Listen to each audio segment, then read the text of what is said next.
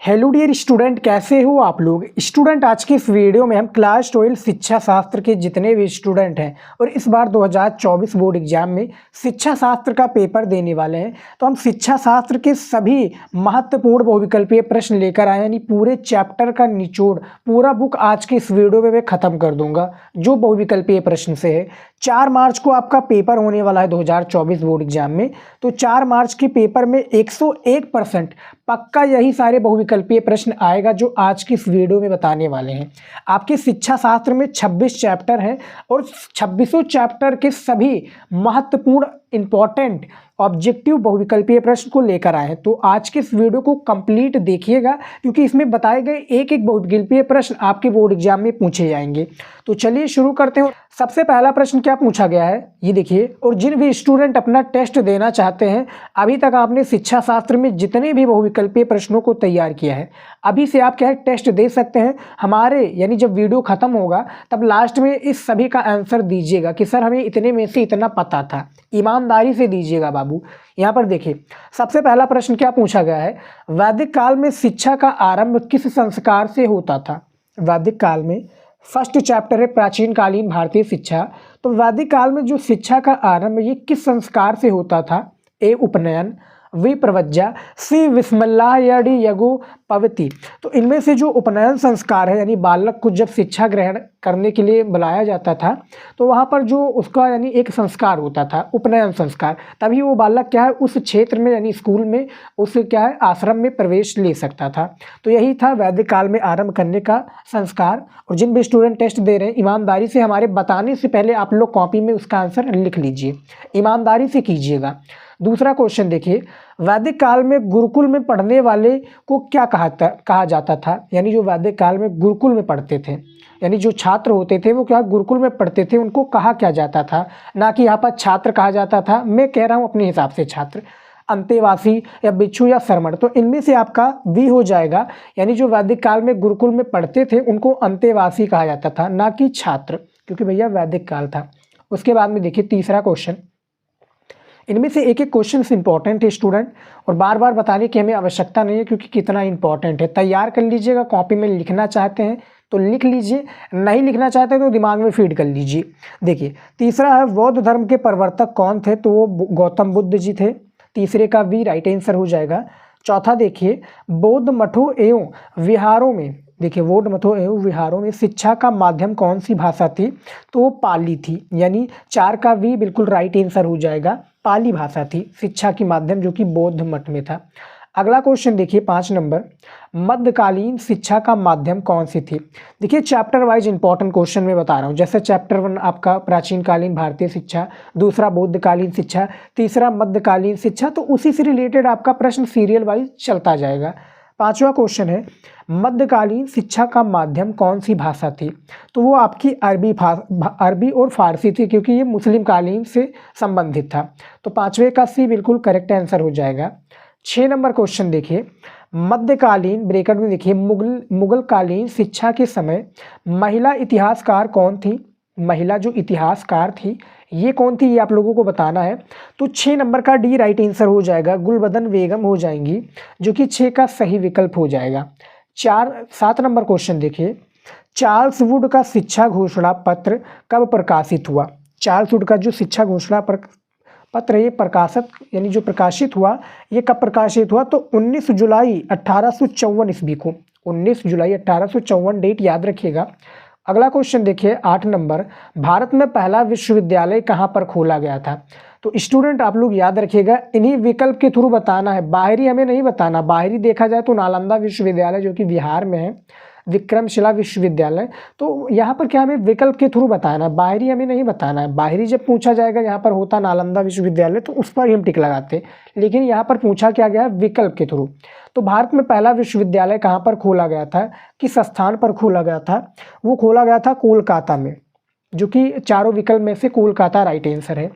9 number question देखिए, Mudaliar commission संबंधित है, किस क्षेत्र से संबंधित है। ए आपका प्राथमिक शिक्षा से, माध्यमिक शिक्षा से, उच्च शिक्षा से या व्यावसायिक शिक्षा से। तो इनमें से आपका माध्यमिक शिक्षा हो जाएगा बिल्कुल राइट आंसर। 9 नंबर का वी बिल्कुल करेक्ट आंसर हो जाएगा। और स्टूडेंट ये जो सारे मैं इंपॉर्टेंट क्वेश्चन आप लोगों को बता रहा हूँ बहुविकल्पीय का, इन सभी का आंसर आप लोगों को क्वेश्चन बैंक में मिल जाएगा। यानी क्वेश्चन बैंक आपने चाहे जो भी लिया हो, अवतार का, अरिहंत का या विद्या क्वेश्चन बैंक, यानी कोई भी क्वेश्चन बैंक है उसमें आंसर आप ढूंढेंगे तो आसानी से मिल जाएगा आप लोगों को। अगला क्वेश्चन देखिए, 10 नंबर क्वेश्चन देखिए, शिक्षा का अधिकार विधेयक पारित किया गया, कब पारित किया गया था वो, तो ये आपका पारित जो किया गया था 2009 में। डेट याद रखिएगा, आपके बोर्ड एग्जाम में पूछे जाएंगे। 11 नंबर क्वेश्चन देखिए, किसने कहा, यहाँ पर देखिए सबसे पहले क्वेश्चंस को समझिए आप लोग। काफ़ी स्टूडेंट गलती क्या करते हैं पेपर में, वही गलती करते हैं कि वो पहले क्वेश्चंस को पढ़ते नहीं। 15 मिनट पेपर को दिया जाता है तो उसको आप लोग पढ़िए। देखिए किसने कहा है कि शिक्षा का तात्पर्य व्यक्ति में शारीरिक, मानसिक, आर्थिक और धार्मिक संस्कारों का विकास करना है। ए रविन्द्रनाथ टैगोर जी ने, महात्मा गांधी ने, डॉक्टर राधाकृष्णन ने या मदन मोहन मालवीय जी ने। तो इनमें से मदन मोहन मालवीय जी हो जाएंगे राइट आंसर। 11 का डी करेक्ट आंसर है।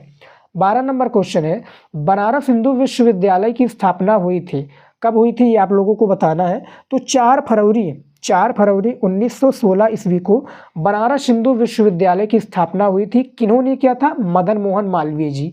नाम याद रखिए और डेट याद रखिएगा, 4 फरवरी 1916 मदन मोहन मालवीय ने बनारस हिंदू विश्वविद्यालय की स्थापना की थी।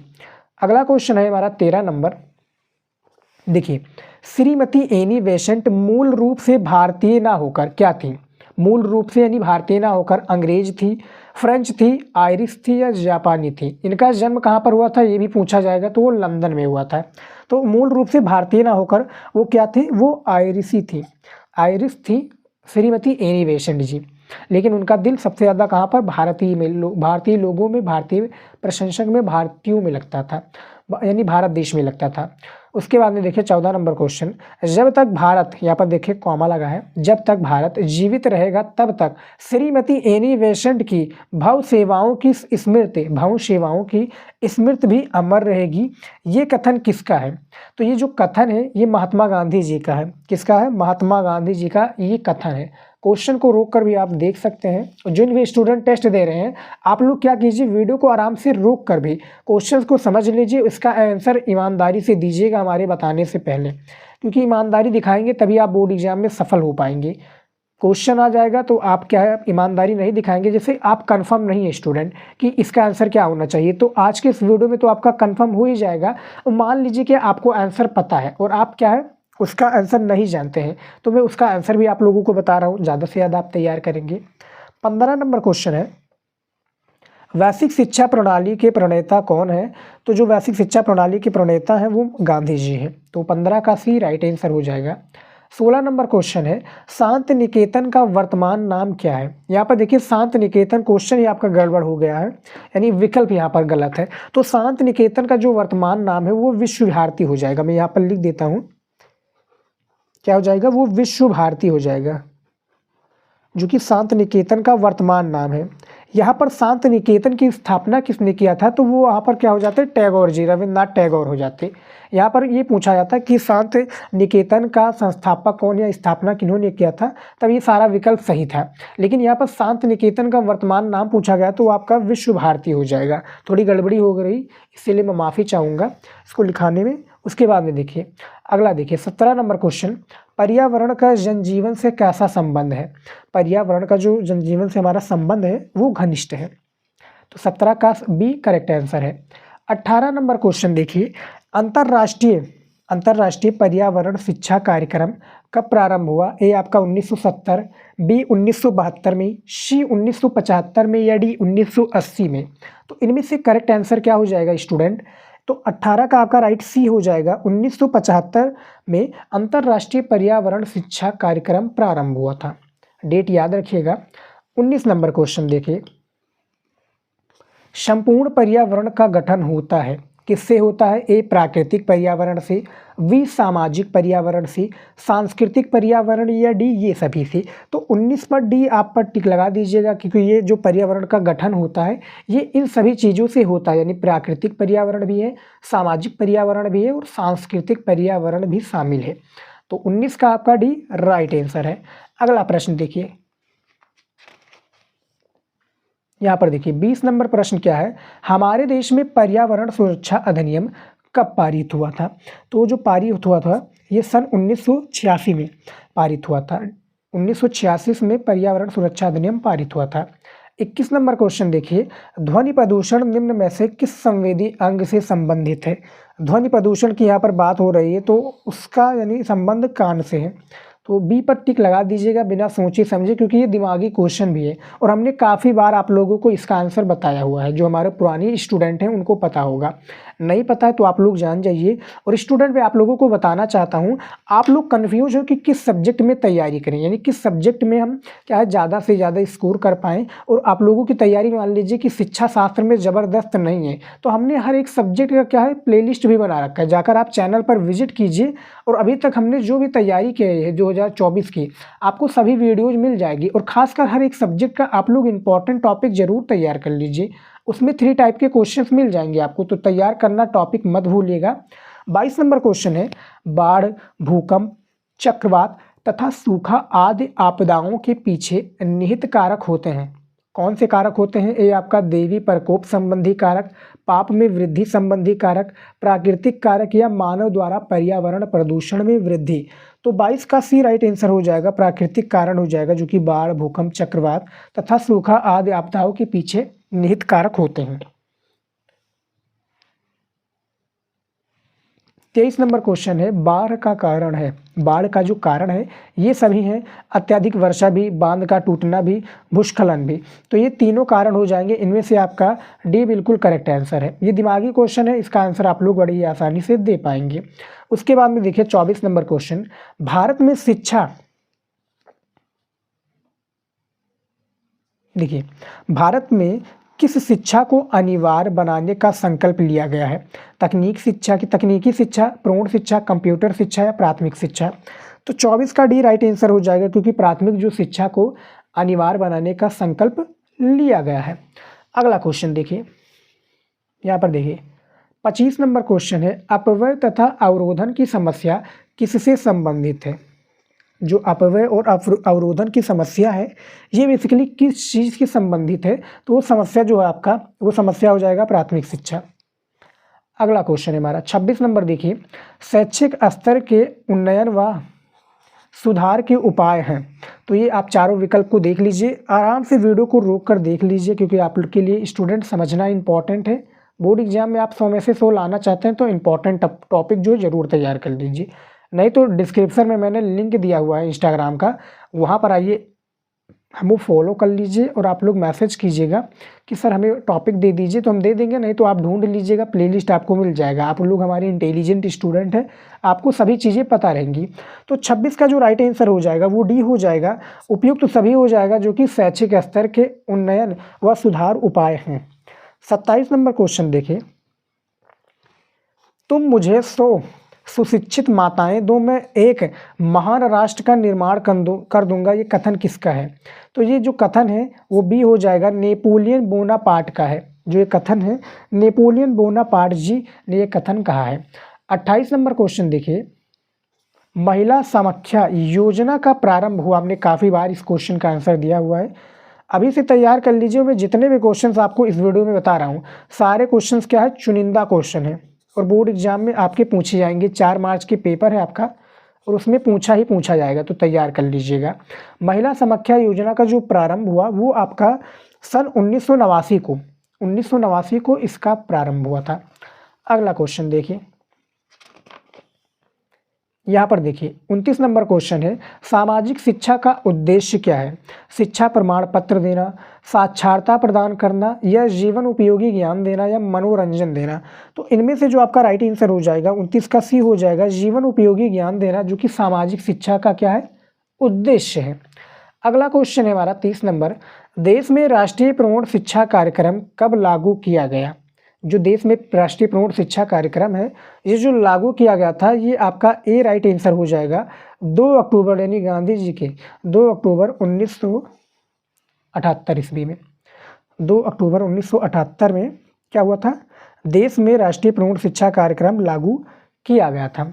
अगला क्वेश्चन है हमारा 31 नंबर, छोटे छोटे परिवार के आकार का मानक निम्न में से, यहाँ पर देखिए, आकार मानक निम्न में से किससे संबंधित है? जनसंख्या शिक्षा, माध्यमिक शिक्षा, पर्यावरण शिक्षा या दूरस्थ शिक्षा। तो 31 का आपका राइट आंसर ए हो जाएगा, जनसंख्या शिक्षा हो जाएगा बिल्कुल करेक्ट आंसर। 31 का ए विकल्प सही बिल्कुल है। 32 नंबर क्वेश्चन है, भारत में जनसंख्या शिक्षा पर प्रथम राष्ट्रीय कार्यक्रम प्रारंभ हुआ। भारत में जो जनसंख्या शिक्षा पर प्रथम जो राष्ट्रीय कार्यक्रम ये प्रारंभ हुआ, ये कब प्रारंभ हुआ था ये आप लोगों को बताना है। तो इनमें से आपका 1 अप्रैल 1980 हो जाएगा राइट आंसर। 1 अप्रैल 1980 को भारत में राष्ट्रीय शिक्षा प्रथम जो राष्ट्रीय कार्यक्रम है प्रारंभ हुआ था। अगला क्वेश्चन देखिए,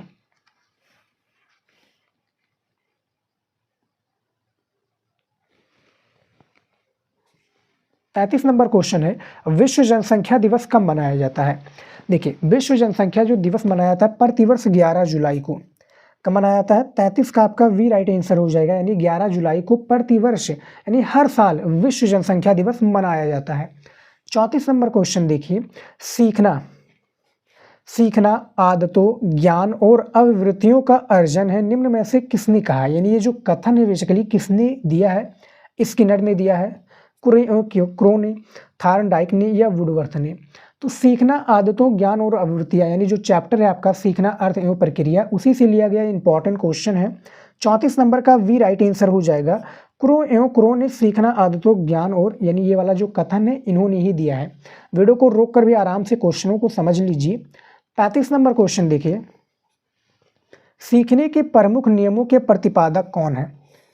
प्रमुख नियमों के जो प्रतिपादक हैं वो कौन है? वो हो जाएंगे थार्नडाइक हो जाएंगे सीखने के प्रमुख नियम के प्रतिपादक। देखिए बेसिकली 3 ही नियमों का इन्होंने प्रतिपादित किया है शायद। एक हो गया आपका तत्परता का नियम, दूसरा अभ्यास का नियम, तीसरा आपका क्या है? प्रभाव का नियम। ये थार्नडाइक जी ने 3 नियम को प्रतिपादित किया है। तो 35 का डी बिल्कुल करेक्ट आंसर है।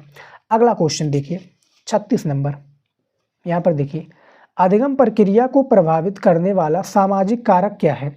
तो जो सामाजिक कारक है वो क्या है? इनमें से डी हो जाएगा। ये सारे वो कारक हैं, अनुकरण भी है, प्रशंसा यानी निंदा भी है, प्रतियोगिता भी है, यानी सारी चीज़ें हैं जो कि अधिगम प्रक्रिया को प्रभावित करने वाला सामाजिक कारक है। तो 36 का डी राइट आंसर हो जाएगा।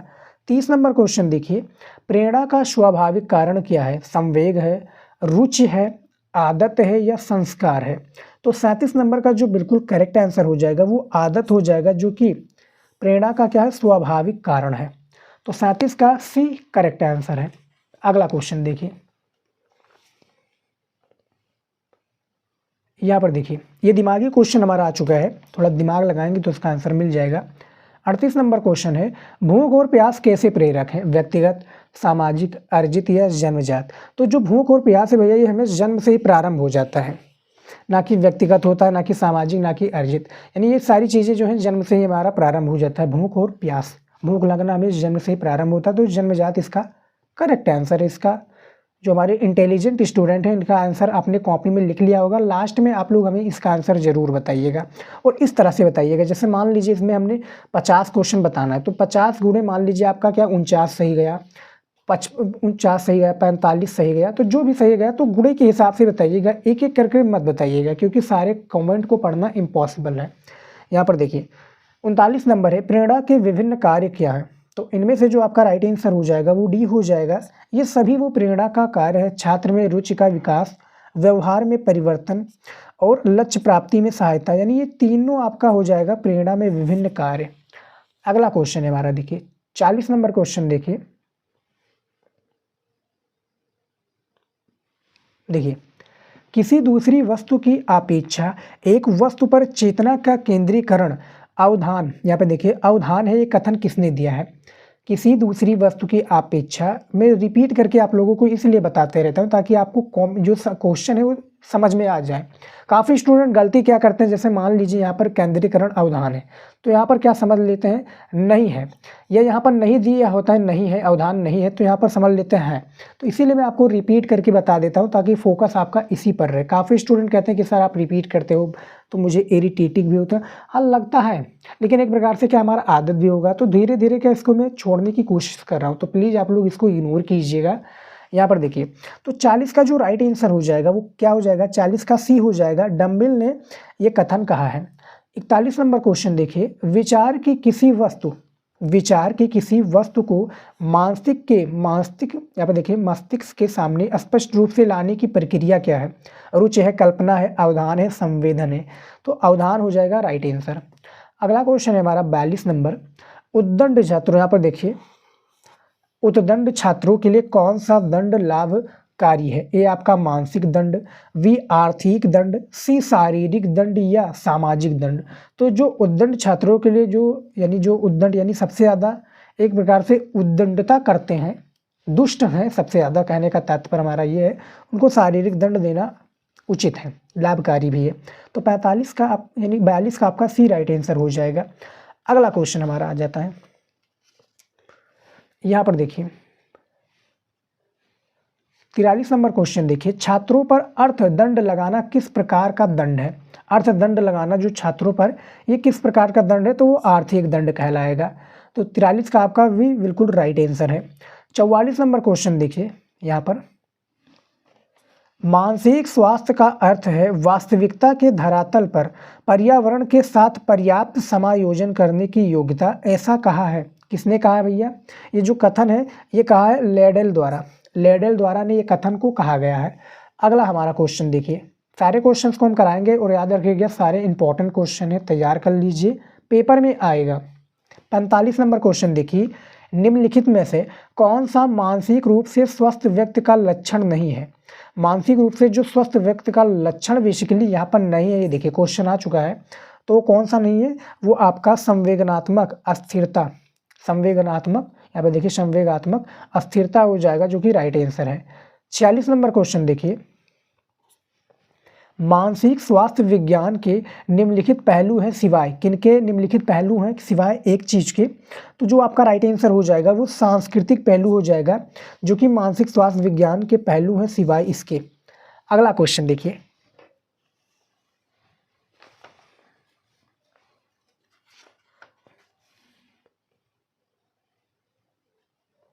देखिए 47 नंबर क्वेश्चन है, प्रथम विनय साइमन बुद्धि परीक्षण की शुरुआत हुई थी। प्रथम जो विनय साइमन बुद्धि परीक्षण की जो शुरुआत हुई थी, कब हुई थी, ए सन 1906 में, 1904 में, सन 1907 में या 1905 में। तो 47 का आपका डी राइट आंसर हो जाएगा। सन 1905 में क्या हुआ था, साइमन बुद्धि परीक्षण की शुरुआत हुई थी।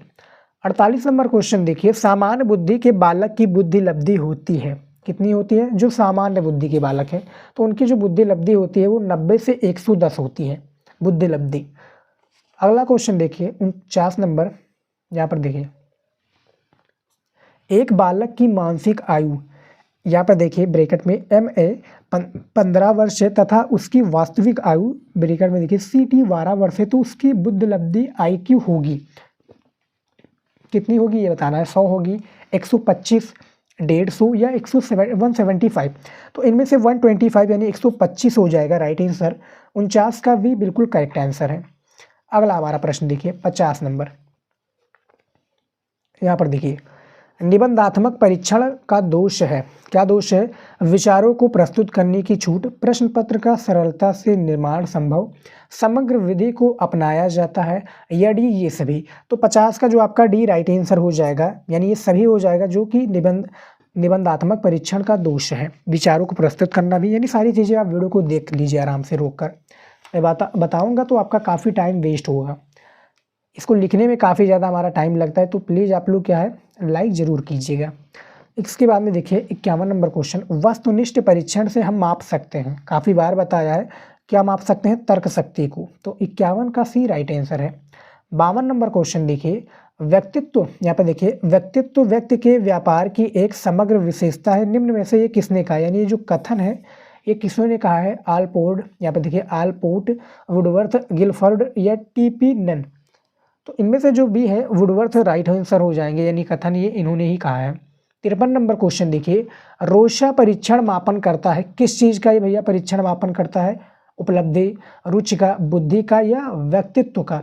तो ये भैया व्यक्तित्व का मापन करता है, 53 का डी राइट आंसर है। 54 नंबर क्वेश्चन देखिए, वाक्य पूर्ति तथा कहानी पूर्ति परीक्षण व्यक्तित्व की किस विधि में शामिल है? आत्मनिष्ठ विधि, वस्तुनिष्ठ विधि, प्रक्षेपी विधि या मनोविश्लेषणात्मक विधि? तो 54 का सी राइट आंसर हो जाएगा, प्रक्षेपी विधि हो जाएगा जो कि राइट आंसर हो जाएगा। अगला क्वेश्चन देखिए 55 नंबर, और हमारा इस वीडियो का आखिरी क्वेश्चन है जो कि 26 के हर एक चैप्टर के एक एक 2-2 क्वेश्चन लिए गए हैं। यहाँ पर देखिए, बालकों को विद्यालय की सामान्य समस्याओं के समाधान के लिए दिए जाने वाला निर्देशन क्या कहलाता है? तो वो आपका शैक्षिक निर्देशन कहलाता है। बिना सोचे समझे आप बी पर टिक लगा दीजिएगा, बिल्कुल सही आंसर होगा, 1 नंबर आपको एग्जामिनर दे देगा। तो यहाँ पर देख सकते हैं स्टूडेंट, हमने क्या है 55 यानी 55 हमने महत्वपूर्ण बहुविकल्पीय प्रश्नों को बताया है। आपके किसमें शिक्षा शास्त्र में सिर्फ 5 ही पूछे जाते हैं, लेकिन इंपॉर्टेंट है। मैं जितने को भी बता रहा हूँ सारे इंपॉर्टेंट है, तैयार कर लीजिएगा, ज़्यादा से ज़्यादा तैयार कर लीजिए, क्योंकि 1-1 2-2 नंबर वाले प्रश्न को छोड़ना नहीं है, सारे को आपको तैयार करके जाना है। तो यहाँ पर देख सकते हैं स्टूडेंट, इसको लिखने में हमारा काफ़ी ज़्यादा टाइम वेस्ट हुआ है, तो आप लोग इसको क्या मेहनत तो हमारी उतार सकते हैं। इसके लिए क्या करना है आपको, चैनल को सब्सक्राइब और वीडियो को कम से कम 2 लोगों के पास ज़रूर शेयर कीजिए। हम आपके लिए इतना मेहनत कर रहे हैं और आप लोग भी हमें सपोर्ट कीजिए ताकि हम नई नई वीडियो आपके लिए लाते रहें। तो इस वीडियो में इतना ही, मिलता है नेक्स्ट वीडियो में। जय हिंद।